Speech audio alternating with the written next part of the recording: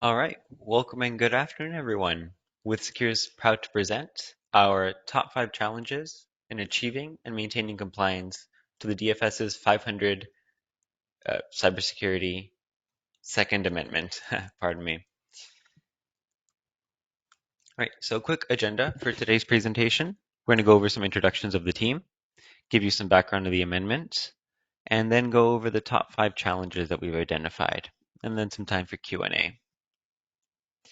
So, for the team, we have John Gerald, a security and risk management consultant here at WithSecure. So John has over 10 years of experience in cybersecurity, including program development, risk management, and supporting financial institutions with regulatory compliance and exams. For WithSecure's clients, he delivers secure design reviews, threat modeling, cyber maturity assessments, cloud configuration reviews, web application pen testing, and other services. Richard Souls is also on the line. So Richard's been consulting in cybersecurity for decades, is a court-admitted expert witness, and holds multiple certifications. In addition to delivering risk management work, he also performs threat modeling, tabletops, pen testing, and ethical vulnerability research. Last year, Richard was published in US News and World Report, VMware Blog, HelpNet Security, and has also participated in public speaking at cons and other hacker gatherings. My name is Miguel Gutierrez, and I'll be your moderator for today. I have over 5 years of experience in cybersecurity, um, including security systems architecture for financial institutions, design review, and regulatory compliance. As a quick reminder throughout this presentation, if you have any questions, please submit them using the questions tab. We'll get to them at the end of the presentation. Thank you. Okay, so let's move on to some background of the amendment. So, WithSecure has been keeping tabs on this amendment since DFS first proposed it in September of 2022, and now it's been officially adopted as of last month, November 2023. We've identified about a little over half of these sections have been amended or are new, and most of these do present a sort of significant uplift and challenge to organizations. One thing that we've found through our experience working with financial institutions is that we expect many of you, including you in the audience, to already have these controls in place. However, the challenge comes with having that extra scrutiny from a regulator and anticipating questions and processes of providing evidence or otherwise testing these controls, right? Where gaps or weaknesses might be discovered, and that's something you want to be prepared for ahead of time. As some extra background, DFS also does issue enforcement actions, and these are a matter of public record. WithSecure conducted an analysis of these and found since 2017, since this regulation has been out, about 11 enforcement actions have been issued with regards to cybersecurity regulations, which is about 25% of all enforcement actions issued by DFS. So that's a significant portion related to cybersecurity. And the average penalty here is $3 million, so it can be pretty expensive to not be compliant. Moving on to these top 5 challenges, we have identified our timely vulnerability remediation, BCDR plans and testing, privileged access management, asset inventory, and multi-factor authentication. You can see from the timeline here that the implementation deadlines for these start in a little less than a year from now. Okay, let's move on to the first of these top 5 challenges, timely vulnerability remediation. And I'll hand this off to John to go over the challenges. Thank you, Miguel. So I think anyone who's tried to manage vulnerability remediation will recognize that the top challenge is just going to be the volume of vulnerabilities that are discovered. The scanning tools can identify tens of thousands, hundreds of thousands of vulnerabilities, and each of those are going to require effort. There's coordination that needs to go into this, engaging stakeholders across the organization to perform that remediation, and it can be complex, especially since you're dealing not with just Windows and Unix, but all sorts of heterogeneous environments. So obviously, the balancing the volume and the effort and the complexity and its timeliness uh, is going to be difficult. Some of the other, I won't go through this whole list because there's a lot of challenges around vulnerability management, but some of the others is just the um, potentially managing feeds from multiple tools. So you may not just have Qualys and Nessus or those type of scanners. There could be other vulnerability tools that are that you're using to discover. Um, the uh, the um, reporting can be a challenge as well. So integrating the results, calculating things like aging of vulnerabilities, aligning vulnerabilities to the owners and those who are accountable to remediate can be difficult just from a data handling exercise. And then another to call out is there's a new requirement also included in the amendment to do manual reviews for legacy systems that can't be automatically scanned. So obviously that can be difficult to come up with your methodologies for manually discovering vulnerabilities on out of support systems. One of the things that we're going to do for each of these topics is talk about some potential questions that the regulators might ask when doing an exam. So I'll hand it over to Miguel, and he will take us through some possible questions. Yep, and hopefully these questions will help prompt some of your own that you can include in the Q&A once we're done with the presentation as well. So if I'm a regulator and I come in, I'm going to have already obtained your asset inventory, right? As another part of the regulation, I'm going to ask you, when was the last time you scanned all of these assets? Can you provide me reporting showing vulnerability remediation performance against the SLAs you defined over the past 12 months? Can you give me evidence that any missed SLAs were escalated and addressed? You know, are these missed SLAs a systemic issue? What's your go to green plan? How are you going to identify, obtain, test, install, and verify new patches across all operating systems, network devices, and software? How do you ensure that your applications are using the latest versions of third-party libraries and other software components? I might ask, can you provide me a change management ticket from the last 6 months and evidence that shows that these selected samples of assets were rescanned after the change? How do you excuse me, how do you test these patches for compatibility and integrity? Can you give me evidence that this was tested and performed for, any sample that I ask for? Are all of these procedures written down and ready to be handed to a regulator?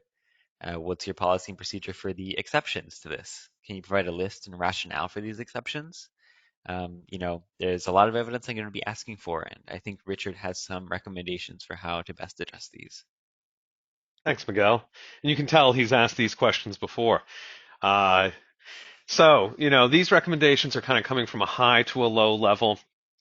Obviously, at the top, you want to talk about centralized governance and SLA management, risk-based SLAs, and prioritization. And as you go further down, you're looking at things like automation when possible, though we obviously know that it's not entirely possible in any given organization.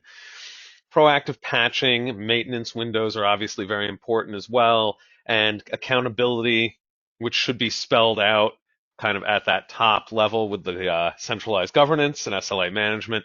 And lastly, I just kind of want to highlight emergency patching processes because we've seen several zero-day vulnerabilities released this year that affected a lot of large financial institutions. One that comes to mind for me the most is the Citrix vulnerabilities that were chained together.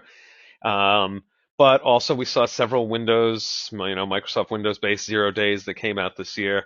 And so emergency patching processes are very important for organizations to keep in mind, as well as the rest of the things that I've mentioned. Thanks for that, Richard. Now let's quickly move on to our next challenge here. And we've got BCDR plan development, maintenance, and testing. And I'll hand this back off to John to go over the challenges here. Thanks, Miguel. So I think one of the main challenges around this is the concept of cyber resilience.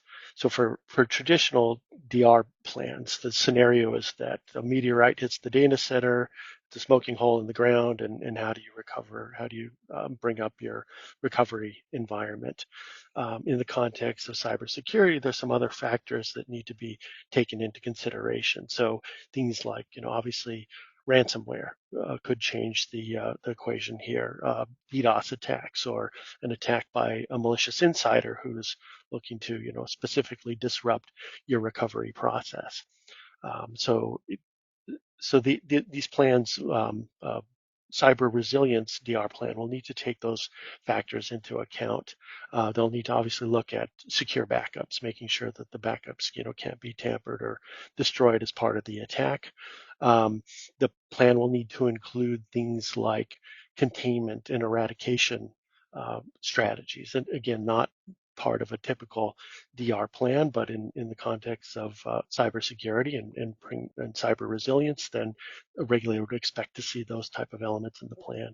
And it also might include some sort of concept of adaptive planning. So analyzing the circumstances of the cyber event and then adjusting your plan potentially on the fly accordingly, depending on what's occurred. Some of the other challenges I won't go through in detail is just the governance and coordination. So, anyone who's tried to manage these BCDR at scale knows, getting all the information around centralizing your DR plans, making sure that those plans are up to date, accurate, detailed, and so on. Keeping track of scheduling testing, capturing the results of testing, tracking the issues coming out of that. All of that is a significant challenge as well. Miguel, you want to ask some questions? Of course. So if I'm a regulator and I'm coming in, I'm going to, I don't know, from a broad level, ask you, how is your incident response and BCDR? How are those two functions integrated within your organization? Even before we get to the DR plan, we have that business impact analysis, which is crucial for that. How does that identify documents, data, facilities, any other assets, personnel, competencies essential to continued business operations? I ask for your DR plan, and hopefully it exists and it's a good one, but I also want to know that it's a document actively being used in the organization, right? Does it include a date of last review and update? Is there a process for continual, annual review of this?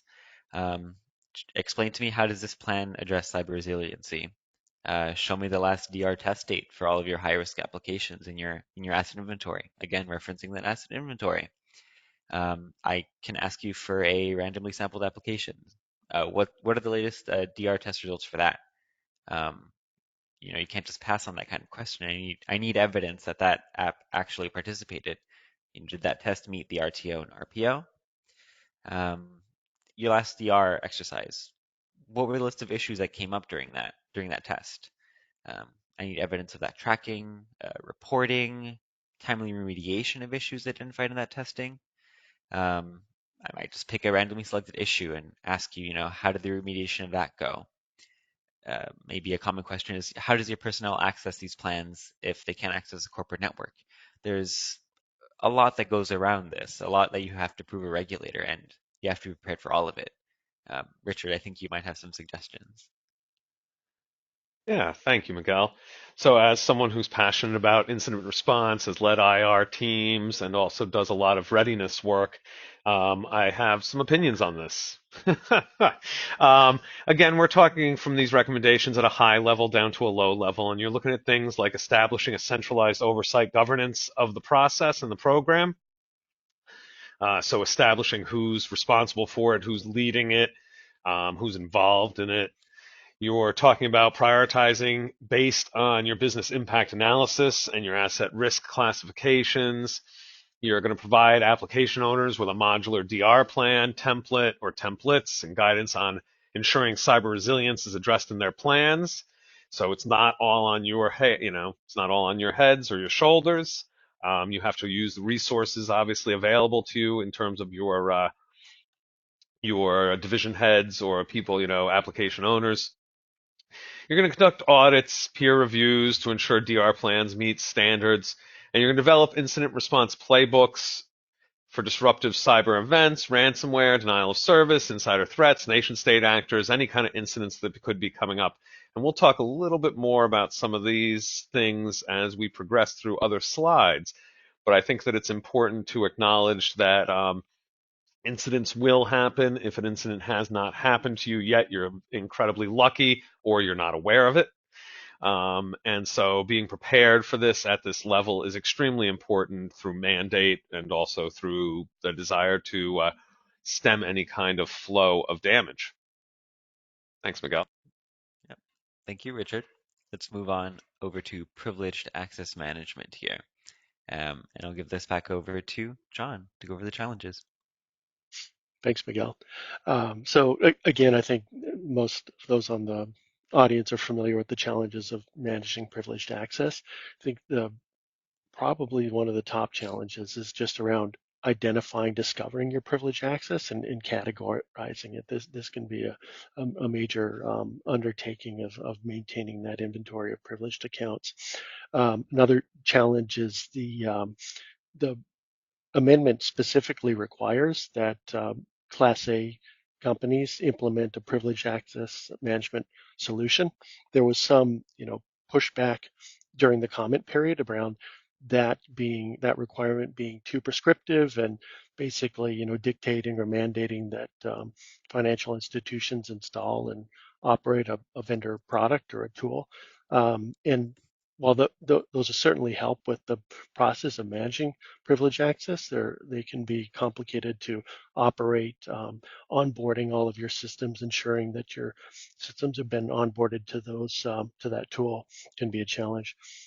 There's a number of different, additional challenges, heterogeneous environments, managing privileged access for legacy systems. Unix in particular, Unix can also be a challenge just given that it's not centrally managed. It's like Windows, so you run into challenges with things like, SSH keys and managing sudo users. All of that in the Unix space can get complicated. Um, so yeah, not an easy thing to tackle. Um, Miguel, you want to put on your regulator hat and ask some questions? Yeah, well, I'll start with the easiest question, which might not be so easy, and that's give me an inventory of all of your privileged accounts. We've got to know where they all are, right? That might be harder, easier said than done. How are these privileged credentials managed and protected? Can you give me evidence that these are being rotated according to policy? Do you have any exceptions and rationale for any credentials that are outside of this rotation policy, right? How are you going to monitor the use of these accounts? Have visibility into each of these accounts. How are you going to detect anomalous or otherwise unauthorized privileged account activity? How do you measure a baseline for what's normal privileged account activity? Can you show me your incident response playbook, right? Do you have a playbook for privileged account compromise? Your users that have privileged access, do they have to undergo special training? Any additional training? With great power comes great responsibility.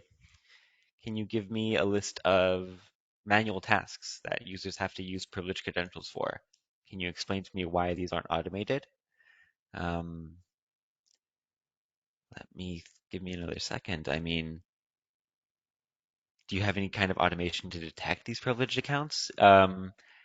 There's again a lot that can be asked here and a lot that you have to be prepared for. And I think Richard has a few suggestions. Thanks, Miguel. Of course. And so again, keeping in theme, we're talking from high level to low level here. So obviously there's a theme here in terms of inventorying, and this privileged access management is no different. You want to clearly define and tag your privileged access. You want to maintain a central inventory of privileged accounts. Further, you're looking to develop a privileged access discovery process, train privileged users on the risk policies and procedures. Um, and as we know, security is not just a one and done deal or a flat line. So you're going to have to recertify privileged access frequently. In other words, add this to a regularly scheduled maintenance procedure. Obviously, as you've seen with other slides, we want to try and automate privileged tasks as much as possible and remove standing privileged access. This is a good time to talk about cloud. Anyone familiar with AWS, for example, though, of course, any of the major cloud providers have these things, is probably familiar with roles and the difference between roles and IAM users. With a role, you can attach some kind of privileged access to a user, but not grant it to them permanently. And you can attach it to them for specific amounts of time or for specific reasons. You can log that. It's very, very useful. And if you haven't looked at it, honestly, I would be surprised. No judgment, of course. Uh, Educate your developers and provide guidelines and patterns. I've seen plenty of instances, especially in IR, where developers just don't know best practices. They haven't been properly educated and they become a vector for attack. You want to ensure that service accounts are non-interactive because service accounts have a lot of power. And last but not least, you're going to want to implement MFA for the password vault and many other things, but we will get to that momentarily. Miguel. Yes. No spoilers. We'll get to MFA in a couple of slides, but first, I want to go over the asset inventory requirement here. John's got a couple of challenges listed here. So again, asset inventory, I think everyone's familiar with the challenge. It's how do you collect the data and how do you ensure data quality? And when talking about asset inventory data quality, there's three things that I think about is full, accurate, and complete. So full means that you've identified all the assets, you're not missing any assets. Accurate means that the details, the attributes that you've captured for each of those accurates are actually true, that they're not inaccurate. And then complete means that all of the target fields have been filled out. So, we're all familiar with maybe the owner isn't filled in or whatever, that not all of the target fields have been captured. So you can imagine that, across those three things, there's a lot of room for error. Um, the other Another challenge can just be defining the scope. So, traditional sort of your basic asset inventory is going to be physical hardware, make, model, and serial number. But more the expectation is going to be more around, do you have a list of the operating systems and then mapping those operating systems to the applications that are being hosted. You can continue down the rabbit hole of, do you have an inventory of your database? Do you have an inventory of all of your file shares? What about virtual assets like virtual machines and containers? Where does it really end? I think in one of the federal regulations, they started looking at external connections. Show me your inventory of external connections to vendors and third parties. So the scope of asset inventory can really expand depending on what you're targeting. And then I think another challenge is just establishing that single source of truth, that you've got all of your, once you've established your complete accurate inventory, are all of your processes using the same set of data. So your vulnerability management process, security monitoring, identity and access management, all of that plugging into the same inventory, so that's harmonious and everyone's working off of the same book. But again, that can be quite a challenge.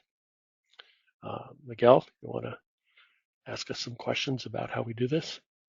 Right. As a regulator, I'm going to be concerned with how you ensure the accuracy and the completeness of your IT asset inventory, right? One question that comes to mind is, how often do you update this inventory? It's a fairly straightforward question, but can be pretty difficult to answer. You have to think about how do you know that your assets are classified appropriately? How do you make sure that's the case? Mm, how is the life cycle of each of your IT assets managed from procurement to disposal? And then there's the issue of shadow IT. How are you going to detect unauthorized assets on your network? For a requirement that seems as straightforward as asset inventory, I think there's a lot of questions that a regulator can ask. And I think in addressing these to get the ball rolling, I think Richard has a few ideas. Sure, of course. Thank you, Miguel. I would just, even though it's not in this slide, say that when it comes to addressing shadow assets on your network, in my opinion, the only thing that will do that is manual consultancy, manual intervention by your employees or consultants will chase those things down. I've never found a scanner that got everything. But so back to these recommendations as they are on the slide. You heard John speak about a centralized single point of truth. We also need a centralized single point of ownership for that point of truth. It doesn't have to be a person, it could be a group, but there needs to be individuals or a group responsible for the single point of truth. It needs to be able to contain everything. Of course, auto discovery, as we discussed, is important because you don't want to do any more legwork than necessary, and auto discovery will capture the bulk or majority of your devices, of your assets, but not all of them, of course. You have to account for data quality and periodic data review, recertification by asset owners. This again comes back to security not being a straight line, but more of a circle or a treadmill for some of us. Um, and independent data quality review audit. You're going to want to have third-party auditors in most cases to some degree or another to deal with this. IT asset management and or a CMDB solution. Uh, you it happens less in financial institutions, perhaps, but you would not be surprised, or perhaps would be surprised, at the number of institutions that I've consulted with who don't have an asset management solution at all, and whose IT department and department leads have very little idea of what they are running and what's on their network. A great example is a fellow consultant once talked to us about how he was on site doing a pen test and found an AS400 server, and he said, "So what's this thing do?" And they said, "We don't have an AS400." He said, "Well, I'm on it." So last but not least, asset classification scheme is a key to prioritization and risk management. And back to you, Miguel. Thanks, Richard. So we'll move on to the last of our top five, and that's multi-factor authentication. So one of the reasons I want to give some a little extra background on this, one of the reasons we've included this is because of the strange background of this requirement. In the original version, the DFS prescribed MFA for remote access, third-party apps, and privileged accounts. But during the comment period of the draft regulation, someone, not us, our policy is to remain neutral in regulatory matters, but someone suggested that the MFA requirement was not sufficient and recommended that MFA should be utilized for any individual accessing any system. Uh, NYS DFS agreed and made it so. But what does that mean in practice? Is the expectation that MFA would be required for a user to access the network again and again to access email for each of the app or any other application? So I sent a query to the Department of Financial Services asking if covered entities could satisfy the requirements um, if they implement an MFA at an SSO entry point, right? And then once you're authenticated, users can access federated systems without having to re-authenticate. We're currently waiting on a response so we can better provide guidance on this. MFA is a great security check, but it does add some friction and tends to annoy users. But the question remains, will DFS interpret the requirement as MFA at the perimeter and then free range on the network? We hope so. And stay tuned. But to go over some of the challenges, I'll hand that over to John. Thanks, Miguel. So yeah, I think the main thing is just the potential ambiguity about this requirement, and it does the final version says MFA is required for any individual accessing any system. So that's likely would allow for SSO and Federation that they're not really expecting that every single application that you open you need to re-authenticate with MFA, but you never know, and individual regulators may interpret that in different ways. An examiner may look at a particular system and say, oh well, this is a trading system, or this system has sensitive data in it. Why don't you have MFA implemented here? So again, Miguel's followed up. We're hoping to get some more information from DFS on that. Richard, do you want to talk about some of the recommendations? Yeah, thanks, John. So again, MFA, we're hoping that MFA as a single sign-on for the entry point will be how DFS responds. But in addition, you'll need to assess gaps, develop strategy and roadmap. Um, as John mentioned, you're going to want to assess which systems are incredibly vital or perhaps sensitive.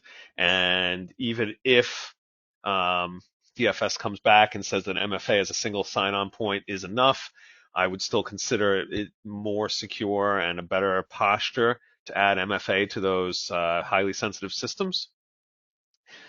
As you see, we've got some reoccurring themes here, such as engaging and educating the application owners. I think that everybody on this call has probably heard that the most likely and greatest point of failure in security in these systems is the human element. So never forget that, of course. We need to communicate and educate users. And for legacy systems, you may want to use jump servers or some other method to secure these legacy systems for use. Thanks for that, Richard. So that concludes the top 5 challenges. As we've seen today, the NYS DFS Second Amendment is a significant uplift and is going to present some significant challenges and some more stringent requirements as well. We recommend financial institutions perform a readiness assessment against these challenges and on any new requirements proactively to identify gaps before the deadline comes, before NYDFS comes knocking at your door. WithSecure can help through service offerings such as cyber maturity assessments and CISO as a service. Now, before we get to Q&A, we did want to open up a quick poll to everyone. Of the 5 challenges you discussed, which do you see as your number one? And I will be opening that up on the GoToWebinar shortly.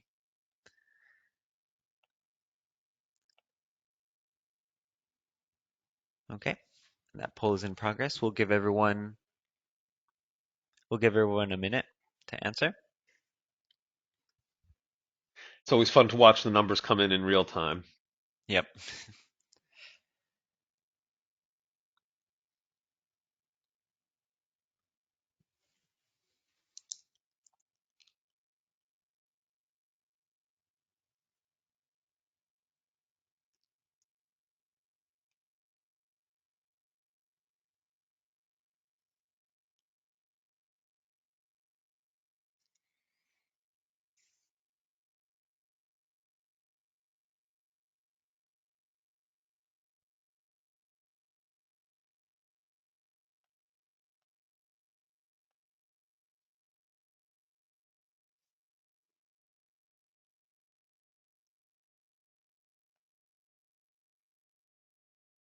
Okay, it's been 1 minute and 71% of you have voted.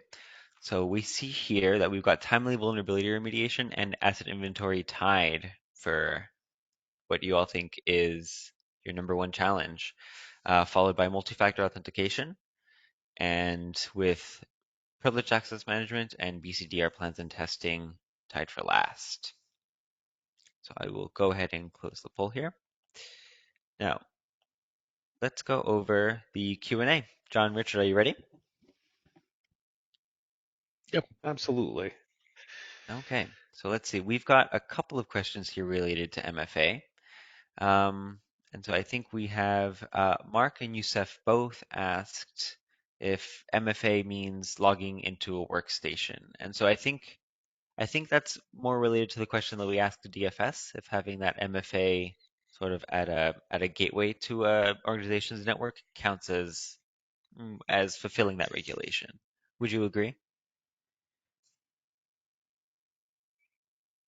Yeah, I think it's ambiguous. So I think the question is around when you connect remotely, you MFA is almost always used or should be used. But what about for a user who comes into the office when they go and log into their workstation at their desk in the office? Is MFA going to be required? We don't know. It would the regulation would seem to imply that, but we're through Miguel's reach out, we're hoping to get more clarity on that. It's a great question, and we just don't know the answer. Another question from Mark around MFA is, does the DFS defines an information system, but that term is a little ambiguous. Um, Asking for our help with that definition. So I think that's might also fall in line with the question that we asked DFS. Information system is a rather broad term and could apply to almost anything that you would log into, right? So I think so. They've intentionally left certain things broad so that when the auditors um, come time to interpret those. They have some freedom to interpret them, but I think that ultimately what we will find is that over the course of the next year, there's going to be a more common interpretation that we see the auditors come up with. So even though information systems is incredibly ambiguous, as you mentioned, Mark, in your question, I do think that we will find a bit more of a tightening up on that definition as the DFS figures out what they want it to mean. Yeah, yeah, I think so as well. Let's see. Going down the other questions that we have here. Let's see. John, I think you might have some background on this. This is regarding the fines leverage by DFS. This is a question from Chris. You mentioned 11 instances of fines being leveraged. Did you notice any trends identified in those violations? Like what kinds of issues were people most getting dinged for? Sure. Good question. So the trend is that if a covered entity experiences a security breach, they get a fine. That's what we've seen is anywhere where all of the enforcement actions were as a result of a security breach, except for one. So that's probably the biggest driver.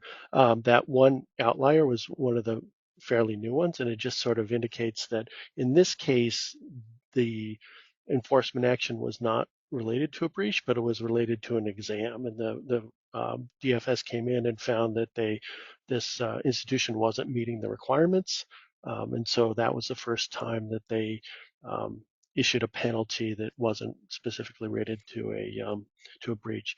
In terms of the breaches, nobody will be surprised to know that it's all phishing. So I'd say had to have been at least three-quarters of the breaches that are described in those enforcement actions had to do with phishing.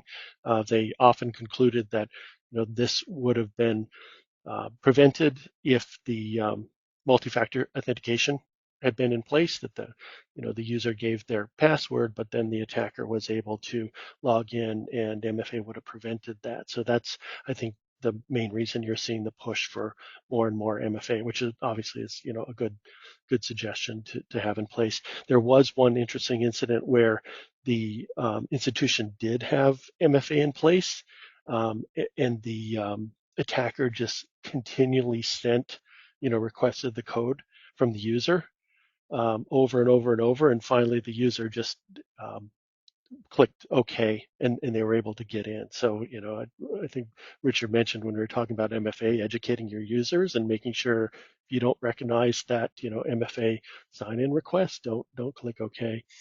So there's that. There were some ransomware attacks. I mean, it was phishing leading to ransomware, which is pretty familiar. And there were probably three or four that resulted in theft of funds, where the attacker was able to actually steal money based on the breach. And just to build on John's comment on MFA, that is, I believe, how we came up with the term MFA fatigue, and also why a lot of organizations are moving towards MFA with a two-digit required number that fails automatically if you don't have that number. So you may be most familiar with Microsoft Authenticator presenting you with a two-digit number that you have to enter in order to successfully pass the MFA request. Another question we have here, related to these fines. For the DFS to fine you, they have to know that you're not in compliance. Reba here is asking, their company has configured access reviews for systems under DFS's purview since 2018, but they haven't had any regulators reach out to them about auditing. What kind of approach does the DFS take towards auditing, and maybe how frequently, how do you get selected for an audit? In terms of how does the DFS determine which institutions they're going to examine, or whether, yeah. So Right, I think that that's piece I don't know what the secret sauce of picking who's going to get examined. I believe that they would base that on the size and complexity of the institution, and then obviously if there's a breach, that they're going to be doing they would do an examination to understand what happened there. But I would imagine that they'll go through the rotation and address each of the covered entities in order, and probably in order of their size and complexity. There's also I believe it's a new requirement for um, independent audits to be performed. The initial draft of the amendment required that it was an external auditor who performed that annual review, but there was some pushback on that to say, we should be able to rely on our own internal audit department, and they walked that back. So the audit doesn't need to be by a third. The audit of the information security program does not need to be by an external auditor, but that audit department needs to be, internal audit needs to be independent, and you'll need to provide evidence that those annual reviews occurred. Right. So there's no way of knowing how the NYDFS is going to select you. There's no advance warning, but it's certainly not something that you want to be unprepared for. You could be the first person to ever ask them to come visit without, you know, without them having initiated the contact. We've got another question from Chris here regarding vulnerability management, and that's asking if does the standard differentiate between vulnerability types? For example, code, container vulns, cloud, server. And that's a good question. No, it does not go into that level of detail, which again becomes a ambiguity, and can open up to sort of some creep in the scope. It also doesn't specifically mention, it mentions automated scans, but it doesn't specifically mention the other types of vulnerabilities. Like, for example, source code scans would normally be considered a vulnerability.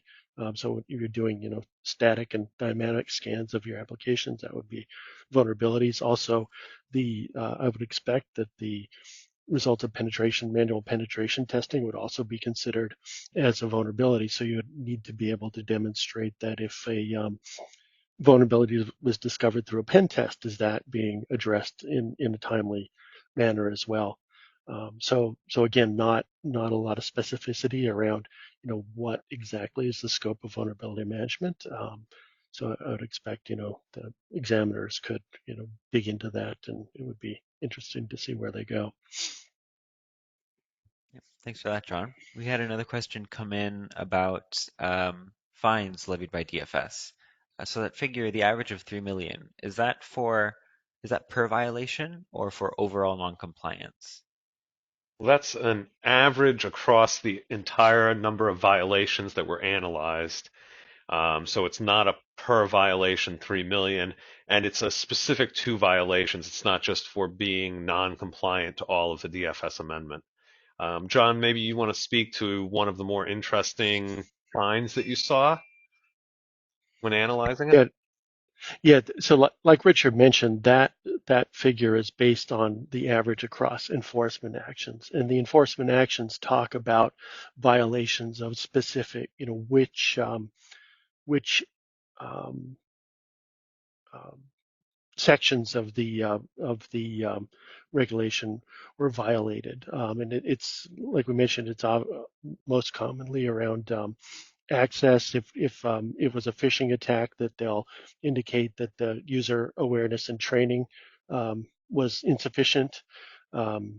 Depending on what actually happened, they'll list out in the enforcement action which sections were violated. But it doesn't seem like there's a direct correlation between the number of sections that were found to be non-compliant and the fine. The fines are more based on the size of the organization. And I think in one case, there was a smaller institution that got a smaller fine, 100 or 200,000, and they specifically mentioned that this was based on the size and revenue of the organization. In the amendment, there's also a section that talks about the factors that they will. This is new, that talking about the factors that they'll take into account with regard to assessing the penalty. So that's interesting to look at. I don't remember the specifics, but it's around were there other were there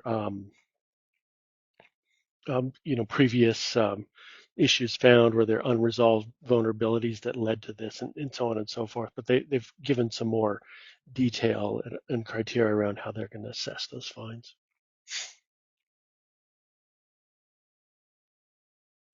All right, and I think we're about 2 minutes over the scheduled time. Let's see. Well, I want to thank everyone for attending. Thank you, John and Richard. Um, their contact information is provided here. Um, yeah, thank you all for joining. I hope this session was useful for you.